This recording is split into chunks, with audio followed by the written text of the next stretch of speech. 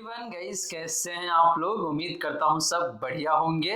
So guys, इन्वेस्टो pride के एक brand ने वीडियो में आप लोगों का फिर से स्वागत है। एंड गाइस, आज के इस वीडियो में हम लोग बात करने वाले हैं 8 ऐसे म्यूचुअल फंड के बारे में जिसमें अगर आप लमसम इन्वेस्टमेंट करते हैं साल 2024 में तो आने वाले 10 से 15 सालों में आपको काफी बेहतरीन तरीके से पैसे बन के आ सकता है। वहीं गाइस, अगर आपके मन में कोई डाउट है या फिर कोई क्वेश्चन है तो कमेंट सेक्शन में पूछ लीजिए। एंड गाइस, अगर आप चाहते हैं कि भाई मैं आपका म्यूचुअल फंड पोर्टफोलियो को रिव्यू करूं, देन आप अपना mutual fund portfolio comment section में मेंशन कर सकते हैं। तो चलिए गाइस, स्टार्ट करते हैं आज का video. But guys, video start करने से पहले फटाफट कर दीजिए इस वीडियो को लाइक। एंड गाइस, आपने चैनल को अभी तक सब्सक्राइब नहीं किया हुआ है देन प्लीज सब्सक्राइब कीजिए चैनल को। साथ के साथ गाइस, नोटिफिकेशन बेल ऑन करके ऑल पे क्लिक कर लीजिएगा ताकि जब भी इस चैनल पे वीडियो लेके आऊंगा सारे ही वीडियो का नोटिफिकेशन आपको मिलता रहेगा। तो गाइस, सबसे पहले बात करें लार्ज कैप इंडेक्स फंड का, तो यहाँ पे दो फंड्स मैंने चूज करा हुआ है इंडेक्स कैटेगरी से। पहला फंड है आपका ICICI Prudential Nifty 50 index fund. Second fund है गाइस यहाँ पे आपके लिए UTI Nifty 50 index fund. And guys, इन दोनों फंड्स को हम लोग कंपेयर करने वाले हैं इसकी कैटेगरी एवरेज से। तो पहले बात कर लेते हैं आपका लमसम रिटर्न का। तो लास्ट 1 ईयर में ICICI prudential Nifty 50 index fund का जो रिटर्न है जो निकल के आता है यहाँ पे आपका 71.12% का। गाइस, एक इंडेक्स फंड ने आपको बीते हुए एक साल में 71% से ऊपर का रिटर्न बना के दिया हुआ है। बात करें guys UTI Nifty 50 index fund का लास्ट 1 ईयर का रिटर्न का, तो निकल के आता है यहाँ पे आपका 71.14% का। एंड बात करें गाइस कैटेगरी एवरेज का लास्ट 1 ईयर का रिटर्न का, तो निकल के आता है यहाँ पे आपका 45.96% का, यानी कि ऑलमोस्ट 46% का रिटर्न है कैटेगरी का पिछले एक साल में। तो गाइस, यहाँ पे देखें तो लास्ट 1 ईयर में दोनों ही इंडेक्स फंड का जो रिटर्न है काफी शानदार दिखने को मिल जाता है एंड ऑलमोस्ट सिमिलर लाइन पे दिखने को मिलता है। तो यहाँ पे ये बताना बहुत मुश्किल है कि भाई कौन सा फंड बेहतर परफॉर्म कर रहा है। यानी कि मेरे कहने का मतलब यही गाइस कि दोनों फंड्स का रिटर्न लास्ट 1 ईयर में इंडेक्स कैटेगरी में काफी शानदार दिखने को मिल जाता है। बात करें गाइस पिछले 3 सालों का रिटर्न का, तो ICICI prudential Nifty 50 index fund का जो रिटर्न है पिछले 3 सालों का वो निकल के आता है यहाँ पे आपका 21.89% का। यूटीआई निफ्टी 50 इंडेक्स फंड का पिछले 3 सालों का रिटर्न की बात करें तो निकल के आता है यहाँ पे आपका 21.89% का ही। एंड बात करें गाइस कैटेगरी एवरेज का पिछले 3 सालों का रिटर्न का, तो निकल के आता है यहाँ पे आपका 17.64% का। तो गाइस, पिछले 3 सालों में भी देखे तो यहाँ पे इन दोनों ही इंडेक्स फंड्स का जो रिटर्न है ये काफी शानदार दिखने को मिल जाता है अपनी कैटेगरी के कंपैरिजन में। एंड दोनों फंड्स ने पिछले 3 सालों में भी देखा जाए तो सेम ही रिटर्न बना के दिया हुआ है। बात करें गाइस पिछले 5 सालों का रिटर्न का, तो ICICI prudential Nifty 50 index fund का जो रिटर्न है पिछले 5 सालों का वो निकल के आता है यहाँ पे आपका 22.89% का। यूटीआई निफ्टी 50 इंडेक्स फंड का पिछले 5 सालों का रिटर्न की बात करें तो निकल के आता है यहाँ पे आपका 23.11% का। एंड बात करी गई इस कैटेगरी एवरेज का पिछले 5 सालों का रिटर्न का, तो निकल के आता है यहाँ पे आपका 20.25% का। तो गाइस, पिछले 5 सालों में भी देखे तो यहाँ पे इन दोनों ही इंडेक्स फंड्स का रिटर्न काफी शानदार दिखने को मिल जाता है। एंड यहाँ पे भी दोनों फंड्स ने अपने कैटेगरी एवरेज को बीट ही किया हुआ है। एंड दोनों फंड्स का जो रिटर्न है यहाँ पे भी देखे तो ऑलमोस्ट सिमिलर लाइन पे ही दिखने को मिल जाता है। तो गाइज, ये रही बात आपका इन दोनों ही लार्ज कैप इंडेक्स फंड्स का लमसम रिटर्न का। और गाइज, यहाँ पे देखे तो ओवरऑल दोनों ही फंड्स का रिटर्न काफी शानदार दिखने को मिल जाता है एंड ऑलमोस्ट सिमिलर लाइन पे दिखने को मिलता है। तो दोनों फंड काफी अच्छे तरीके से आपको रिटर्न बना के दिया हुआ है across the time frame. And सारे ही टाइम फ्रेम में अपने कैटेगरी एवरेज को भी काफी अच्छे खासे मार्जिन से बीट किया हुआ है दोनों ही इंडेक्स फंड ने। वहीं गाइस, बात करें इन दोनों ही फंड्स का रिस्क रेशियोज का, तो सबसे पहले बात करते हैं स्टैंडर्ड डेविएशन का। तो ICICI prudential Nifty 50 index fund का जो स्टैंडर्ड डेविएशन है जो निकल के आता है यहाँ पे आपका 16.86 का। यूटीआई निफ्टी 50 इंडेक्स फंड का स्टैंडर्ड डेविएशन की बात करें तो निकल के आता है यहाँ पे आपका 16.87 का। एंड बात करें गाइस कैटेगरी एवरेज का स्टैंडर्ड डेविएशन का, तो निकल के आता है यहाँ पे आपका 13.05 का। तो गाइस, स्टैंडर्ड डेविएशन के मामले में देखें तो यहाँ पे दोनों फंड का स्टैंडर्ड डेविएशन थोड़ा सा हायर साइड में देखने को मिलता है, यानी कि इन दोनों फंड्स का जो रिटर्न है थोड़ा सा ज्यादा वोलेटाइल रहता है अपनी कैटेगरी के कंपैरिजन में। लेकिन बात करें इन दोनों फंड का, तो इन दोनों फंड का जो वोलेटिलिटी है ऑलमोस्ट सिमिलर लाइन पे दिखने को मिल रहा है, हल्का सा ही डिफरेंस है जो कि काफी निग्लिजिबल डिफरेंस माना जाएगा। बात करें गई साफ रेशियो का, तो ICICI prudential Nifty 50 index fund का जो साफ रेशियो है वो निकल के आता है यहाँ पे आपका 0.96 का। यूटीआई निफ्टी 50 इंडेक्स फंड का साफ रेशियो की बात करें तो निकल के आता है यहाँ पे आपका 0.96 का ही। एंड बात करें इस कैटेगरी एवरेज का साफ रेशियो का, तो निकल के आता है यहाँ पे आपका 0.89 का। तो गई साफ रेशियो जितना बेहतर होता है एक फंड का उतना ही अच्छा माना जाता है। तो यहाँ पे दोनों ही फंड का साफ रेशियो अपनी कैटेगरी से बेहतर दिखने को मिलता है, यानी कि दोनों फंड का रिस्क एडजस्टेड रिटर्न थोड़ा सा बेहतर ही निकल के आता है। लास्टली बात करी गई अल्फा का, तो ICICI prudential Nifty 50 index fund का जो अल्फा है जो निकल के आता है यहाँ पे आपका 3.29% का। यूटीआई निफ्टी 50 इंडेक्स फंड का अल्फा की बात करें तो निकल के आता है यहाँ पे आपका 3.29% का ही। एंड बात करी गई कैटेगरी एवरेज का अल्फा का, तो निकल के आता है यहाँ पे आपका 0.8% का। तो गाइस इन दोनों इंडेक्स फंड का अल्फा भी देखे तो काफी शानदार दिखने को मिल जाता है। तो गाइस ओवरऑल देखे तो यहाँ पे इन दोनों इंडेक्स फंड्स का जो रिटर्न है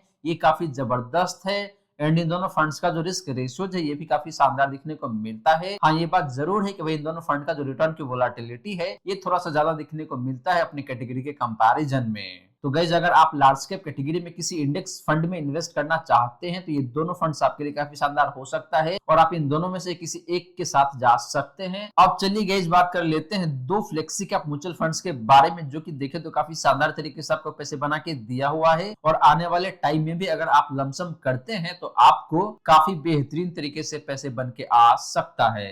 तो गाइस बात करें फ्लेक्सी कैप फंड्स का, तो यहाँ पे भी मैंने दो फंड चूज करा हुआ है आप सभी के लिए और ये दोनों ही देखे तो काफी शानदार तरीके से आपको पैसे बना के दिया हुआ है पास्ट में। और मुझे लगता है कि भाई आने वाले टाइम में भी ये दोनों फंड्स आपको काफी बेहतरीन तरीके से पैसे बना के दे सकता है। तो पहले बात करते हैं इन दोनों ही फंड्स का लमसम रिटर्न का। तो लास्ट 1 ईयर में एचडीएफसी फ्लेक्सी का फंड का जो रिटर्न है ये काफी बेहतरीन दिखने को मिल जाता है और वो निकल के आता है यहाँ पे आपका 49.79% का। जीएम फ्लेक्सी का फंड का लास्ट 1 ईयर का रिटर्न की बात करें तो निकल के आता है यहाँ पे आपका 63.87% का। एंड बात करी गई इस कैटेगरी एवरेज का पिछले 1 साल का रिटर्न का, तो निकल के आता है यहाँ पे आपका 44.88% का।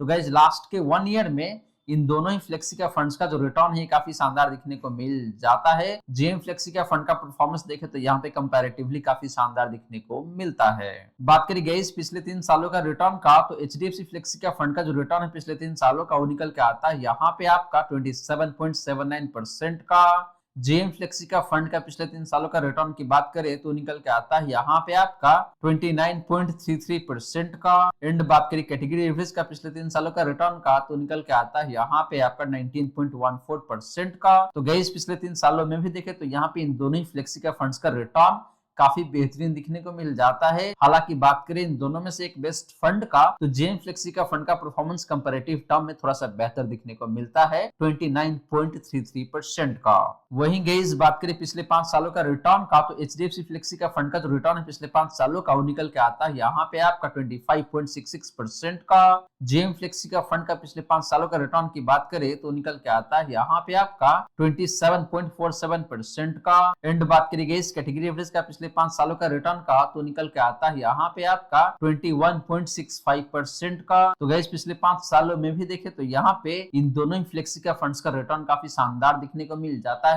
एंड अपने कैटेगरी एवरेज को काफी अच्छे खासे मार्जिन से बीट किया हुआ है। हालांकि बात करें इन दोनों में से एक बेस्ट फंड का जिसका रिटर्न पिछले 5 सालों में भी काफी शानदार है, तो वो फंड अगेन यहाँ पे निकल के आता है आपके लिए जेएम फ्लेक्सी का फंड। लेकिन गाइस जिसका मतलब ये बिल्कुल भी नहीं है कि एचडीएफसी फ्लेक्सी का फंड का रिटर्न खराब है, ये भी काफी शानदार तरीके से आपको पैसे बना के दे रहा है अक्रॉस द टाइम फ्रेम। लेकिन हाँ ये बात जरूर है कि अगर आप कंपैरेटिव टर्म में देखते हैं तो जेएम फ्लेक्सी का फंड थोड़ा सा बेहतर दिखने को मिल जाता है। बात करी गई इन दोनों ही फंड्स का डिफरेंट रिस्क रेशियोज का, तो पहले बात करते हैं स्टैंडर्ड डेविएशन का। तो एचडीएफसी फ्लेक्सी का फंड का जो स्टैंडर्ड डेविएशन है वो निकल के आता है यहाँ पे आपका 12.41 का। जेएम फ्लेक्सी का फंड का स्टैंडर्ड डेविएशन की बात करें तो निकल के आता है यहाँ पे आपका 13.29 का। एंड बात करें कैटेगरी एवरेज का स्टैंडर्ड डेविएशन का, तो निकल के आता है यहाँ पे आपका 12.61 का। तो गाइस स्टैंडर्ड डेविएशन के मामले में यहाँ पे एचडीएफसी फ्लेक्सी का फंड काफी शानदार देखने को मिल रहा है क्योंकि इसका स्टैंडर्ड डेविएशन कम है, यानी कि इस फंड का जो रिटर्न है वो काफी कम वोलेटाइल रहता है। बात करी गई साफ रेशियो का, तो एचडीएफसी फ्लेक्सी का फंड का जो साफ रेशियो है वो निकल के आता है है यहाँ पे आपका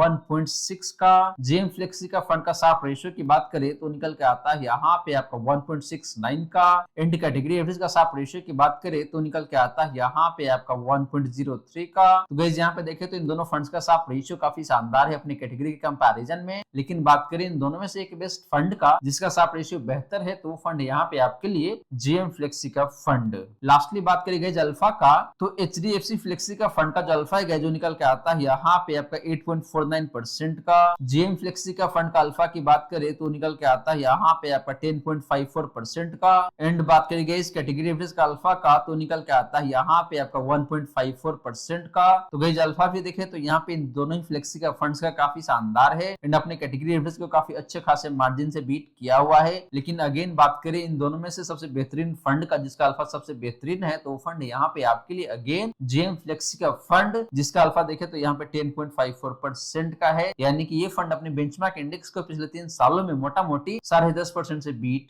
किया हुआ है। तो परफॉर्मेंस के मामले में जेएम फ्लेक्सी का फंड काफी शानदार है। इसका मतलब ये नहीं है कि एचडीएफसी फ्लेक्सी का फंड का रिटर्न खराब है, ये भी काफी शानदार देखने को मिल जाता है। और हाँ, अच्छी बात यहाँ पे ये है कि इस फंड का जो रिटर्न की वोलेटिलिटी है ये काफी कम देखने को मिलता है। अब चलिए गाइस बात कर लेते हैं दो ऐसे मिड कैप म्यूचुअल फंड्स के बारे में जो कि लमसम इन्वेस्टमेंट करने के लिए काफी शानदार हो सकता है आप सभी के लिए। गाइस बात करें मिड कैप म्यूचुअल फंड्स के बारे में तो यहाँ पे हम लोग दो म्यूचुअल फंड को सिलेक्ट किया हुआ है। पहला फंड है Motilal Oswal mid cap fund, दूसरा फंड यहाँ पे आपके लिए Nippon growth fund. And in दोनों फंड्स को हम लोग कंपेयर करने वाले हैं इसके कैटेगरी एवरेज से। तो पहले बात करते हैं गाइस लमसम रिटर्न का। तो लास्ट 1 ईयर में Motilal Oswal mid cap fund का जो रिटर्न है वो निकल के आता है यहाँ पे आपका 72.77% का। निप्पॉन ग्रोथ फंड का पिछले 1 साल का रिटर्न की बात करें तो निकल के आता है यहाँ पे आपका 55.8% का। एंड बात करी गई कैटेगरी एवरेज का पिछले 1 साल का रिटर्न का तो निकल के आता है यहाँ पे आपका 52.84% का। तो गाइस लास्ट 1 ईयर में दोनों ही मिड कैप फंड्स का जो रिटर्न है काफी बेहतरीन दिखने को मिल जाता है। एंड दोनों ही फंड्स ने अपने कैटेगरी एवरेज को काफी अच्छे खासे मार्जिन से बीट किया हुआ है। लेकिन बात करें इन दोनों में से एक बेहतरीन फंड का जिसका रिटर्न लास्ट 1 ईयर में काफी शानदार है तो वो फंड यहाँ पे आपके लिए Motilal Oswal mid cap fund.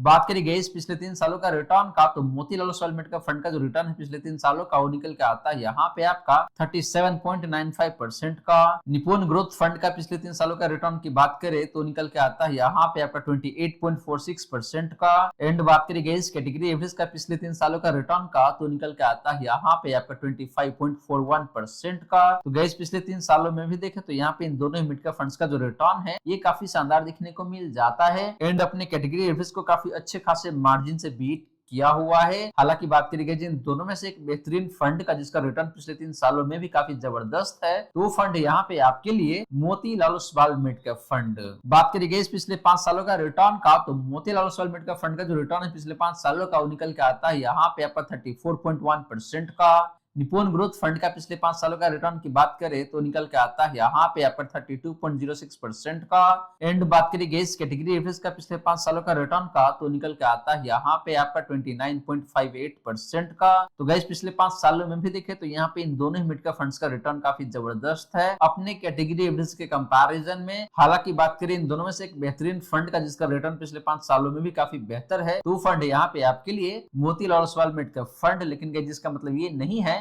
कि निप्पॉन ग्रोथ फंड का रिटर्न खराब है, ये भी काफी शानदार दिखने को मिल जाता है। बस रिलेटिव टर्म में देखते हैं तो Motilal Oswal mid cap fund थोड़ा सा बेहतर दिखने को मिलता है। वहीं गाइस बात करें इन दोनों ही फंड्स का डिफरेंट रिस्क रेशियोज का तो पहले बात करते हैं आपका यहाँ पे स्टैंडर्ड डेविएशन का। तो Motilal Oswal mid cap fund का स्टैंडर्ड डेविएशन की बात करें तो निकल के आता है यहाँ पे आपका 14.96 का। निप्पॉन ग्रोथ फंड का स्टैंडर्ड डेविएशन की बात करें तो निकल के आता है यहाँ पे आपका 14.15 का। एंड बात करें गाइस कैटेगरी एवरेज का स्टैंडर्ड डेविएशन का तो निकल के आता है यहाँ पे आपका 14.2 का। तो गाइस स्टैंडर्ड डेविएशन के मामले में देखे तो यहाँ पे दोनों फंड का स्टैंडर्ड डेविएशन देखे तो अच्छा दिखने को मिल रहा है। हालांकि Motilal Oswal mid cap fund का स्टैंडर्ड डेविएशन थोड़ा सा हायर साइड में देखने को मिलता है। एंड निप्पॉन ग्रोथ फंड का स्टैंडर्ड डेविएशन देखे तो काफी बेहतरीन दिखने को मिल रहा है। यानी कि निप्पॉन ग्रोथ फंड का रिटर्न जो है ये काफी कम वोलेटाइल रहता है। बात करें गैस साफ रेशियो का तो Motilal Oswal mid cap fund का जो साफ रेशियो है जो निकल के आता है यहाँ पे आपका 1.92 का। निप्पॉन ग्रोथ फंड का साफ रेशियो की बात करें तो निकल के आता है यहाँ पे आपका 1.5 का। एंड बात करें गैस कैटेगरी एवरेज का साफ रेशियो का तो निकल के आता है यहाँ पे आपका 1.32 का। तो गैस दोनों ही फंड का साफ रेशियो काफी शानदार देखने को मिल जाता है। लेकिन बात करें एक बेहतरीन फंड का जिसका साफ रेशियो सबसे बेहतरीन है इन दोनों में तो वो फंड यहाँ पे आपके लिए Motilal Oswal mid cap fund. Lastly बात करें गैस अल्फा का, तो Motilal Oswal mid cap fund का जो अल्फा है जो निकल के आता है यहाँ पे आपका 11.44% का। निपुण ग्रोथ फंड का अल्फा की बात करें तो निकल के आता है यहाँ पे आपका 2.49% का। एंड बात करेंगे इस कैटेगरी एवरेज का अल्फा का, तो निकल के आता है यहाँ पे आपका 0.42% का। तो गाइस अल्फा के मामले में देखें तो यहाँ पे undoubtedly Motilal Oswal mid cap fund सबसे बेहतरीन दिखने को मिल रहा है, यानी कि ये फंड पिछले 3 सालों में अपने बेंचमार्क इंडेक्स को मोटा मोटी 11.5% परिणाम के हिसाब से बीट किया हुआ है। तो गाइस ये रही बात आपका इन दोनों ही मिड कैप म्यूचुअल फंड्स के बारे में। और गाइस यहाँ पे देखें तो overall Motilal Oswal mid cap fund मुझे काफी शानदार दिखने को मिल रहा है, क्योंकि इस फंड का return across the time frame काफी शानदार है। एंड इस फंड का जो रिस्क रेशियोज है ये भी काफी शानदार दिखने को मिल रहा है, एक्सेप्ट स्टैंडर्ड डिविएशन जो कि थोड़ा सा हाइड साइड में दिखने को मिलता है। कहने का मतलब यही गाइस कि इस फंड का रिटर्न बेहतर है, तो यहाँ पे वोलेटिलिटी भी थोड़ा सा ज्यादा दिखने को मिलता है। वहीं बात करें निपुण ग्रोथ फंड का गाइस, तो इसका भी रिटर्न देखें तो अक्रॉस द टाइम फ्रेम काफी शानदार ही दिखने को मिल जाता है। एंड इस फंड का जो रिटर्न की वोलेटिलिटी है ये भी काफी कम दिखने को मिलता है। तो आप अपने रिस्क प्रोफाइल के अकॉर्डिंग दोनों में से किसी एक फंड को चूज कर सकते हैं। अब चलिए बात कर लेते हैं गाइस दो ऐसे स्मॉल कैप म्यूचुअल फंड के बारे में जहां पे लमसम अलाउड है और आपको आने वाले टाइम में काफी बेहतरीन तरीके से पैसे बना के दे सकता है। तो गाइस बात करें स्मॉल कैप म्यूचुअल फंड्स के बारे में, तो यहाँ पे हम लोग बात करेंगे क्वांट स्मॉल कैप फंड के बारे में, कैनरा डुबेको स्मॉल कैप फंड के बारे में। एंड इन दोनों फंड्स को हम लोग कंपेयर करने वाले हैं इसके कैटेगरी एवरेज से। तो पहले बात कर लेते हैं लमसम रिटर्न का। तो लास्ट 1 ईयर में क्वांट स्मॉल कैप फंड का जो रिटर्न है ये काफी बेहतरीन दिखने को मिल जाता है और वो निकल के आता है यहाँ पे आपका 56.85% का। कैनरा डुबेको स्मॉल कैप फंड का पिछले 1 साल का रिटर्न की बात करें तो निकल के आता है यहाँ पे आपका 45.31% का। एंड बात करेंगे इस कैटेगरी एवरेज का पिछले 1 साल का रिटर्न का, तो निकल के आता है यहाँ पे आपका 51.03% का। तो गाइस कैनरा डुबेको small cap fund in last के 1 ईयर में अपनी कैटेगरी एवरेज को देखे तो थोड़ा सा अंडर परफॉर्म जरूर करा हुआ है, लेकिन जैसे ही आप बात करते हैं क्वांट स्मॉल कैप फंड का जिसका रिटर्न लास्ट 1 ईयर में बेहद ही शानदार दिखने को मिल जाता है। बात करें गाइस पिछले 3 सालों का रिटर्न का, तो क्वांट स्मॉल कैप फंड का जो रिटर्न है पिछले 3 सालों का वो निकल के आता है यहाँ पे आपका 31.96% का। कैनरा डुबेको स्मॉल कैप फंड का पिछले 3 सालों का रिटर्न की बात करें तो निकल के आता है यहाँ पे आपका 26.03% का। एंड बात करी गई इस कैटेगरी एवरेज का पिछले 3 सालों का रिटर्न का, तो निकल के आता है यहाँ पे आपका 25.99% का। तो गाइस पिछले 3 सालों में देखें तो यहाँ पे दोनों फंड्स का रिटर्न अपने कैटेगरी एवरेज से थोड़ा सा बेहतर ही दिखने को मिल जाता है। लेकिन बात करें इन दोनों में से एक बेहतरीन फंड का जिसका रिटर्न पिछले 3 सालों में सबसे शानदार है, तो फंड है यहाँ पे आपके लिए quant small cap fund guys. बात करी गई पिछले 5 सालों का रिटर्न का, तो क्वांट स्मॉल कैप फंड का जो रिटर्न है पिछले 5 सालों का वो निकल के आता है यहाँ पे आपका 49.55% का। कैनरा डुबेको स्मॉल कैप फंड का पिछले 5 सालों का रिटर्न की बात करें तो निकल के आता है यहाँ पे आपका 36.83% का। एंड बात करी गई इस कैटेगरी एवरेज का पिछले 5 सालों का रिटर्न का, तो निकल के आता है यहाँ पे आपका 33.81% का। तो गाइस पिछले 5 सालों में भी देखे तो यहाँ पे इन दोनों फंड्स ने काफी बेहतरीन तरीके से आपको पैसे बना के दिया हुआ है। स्पेशली बात करें क्वांट स्मॉल कैप फंड का, जिसका रिटर्न पिछले 5 सालों में बेहद ही शानदार दिखने को मिल जाता है। वहीं गाइस बात करें इन दोनों ही फंड्स का रिस्क रेशियोज का, तो पहले बात करते हैं आपका स्टैंडर्ड डिविएशन का। तो क्वांट स्मॉल कैप फंड का जो स्टैंडर्ड डिविएशन है वो निकल के आता है यहाँ पे आपका 17.32 का। कैनरा डुबेको स्मॉल कैप फंड का स्टैंडर्ड डिविएशन की बात करें तो निकल के आता है यहाँ पे आपका 13.82 का। एंड बात करी गई कैटेगरी एवरेज का स्टैंडर्ड डिविएशन का, तो निकल के आता है यहाँ पे आपका 15.09 का। तो गाइस वोलेटिलिटी के टर्म में देखे तो यहाँ पे कैनरा डुबेको स्मॉल कैप फंड काफी शानदार दिखने को मिल रहा है, क्योंकि इस फंड का स्टैंडर्ड डिविएशन देखे तो काफी कम दिखने को मिल रहा है 13.82 का। यानी कि इस फंड का रिटर्न काफी कम वोलेटाइल रहता है, यानी कि आपको काफी स्टेबल तरीके से पैसे बना के देता है कैनरा डुबेको स्मॉल कैप फंड। वहीं बात करें क्वांट स्मॉल कैप फंड का, तो इसका डिविएशन थोड़ा सा हाइट साइड में दिखने को मिलता है, यानी कि इस फंड का रिटर्न थोड़ा सा ज्यादा वोलेटाइल रहता है। बात करी गई शार्प रेशियो का, तो क्वांट स्मॉल कैप फंड का जो शार्प रेशियो है वो निकल के आता है यहाँ पे आपका 1.47 का। कैनरा डुबेको स्मॉल कैप फंड का शार्प रेशियो की बात करें तो निकल के आता है यहाँ पे आपका 1.45 का। एंड बात करी गई इस कैटेगरी एवरेज का शार्प रेशियो का, तो निकल के आता है यहाँ पे आपका 1.33 का। तो गाइस यहाँ पे देखें तो दोनों फंड्स का शार्प रेशियो काफी शानदार दिखने को मिल जाता है एंड ऑलमोस्ट सिमिलर लाइन पे दिखने को मिल रहा है। तो दोनों फंड काफी अच्छा पैसा बना के देता है अगर आप बात करते हैं रिस्क एडजस्टेड रिटर्न का। तो लास्टली बात करी गई अल्फा का, तो क्वांट स्मॉल कैप फंड का जो अल्फा है वो निकल के आता है यहाँ पे आपका 6.14% का। कैनरा वेको स्मॉल कैप फंड का अल्फा की बात करें तो निकल के आता है यहाँ पे आपका 4.79% का। एंड बात करिए इस कैटेगरी का अल्फा का तो निकल के आता है यहाँ पे आपका 3.14% का।